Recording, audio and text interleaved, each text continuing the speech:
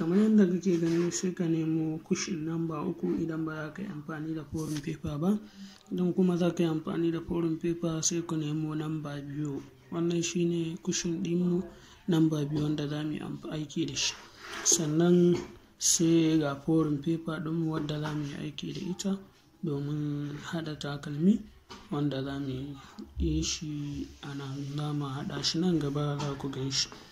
Sannan abu na gaba akwai tick sole wanda za ka yi tick sole ɗinka na tick ga shi nan, shi ma za ka nemo shi.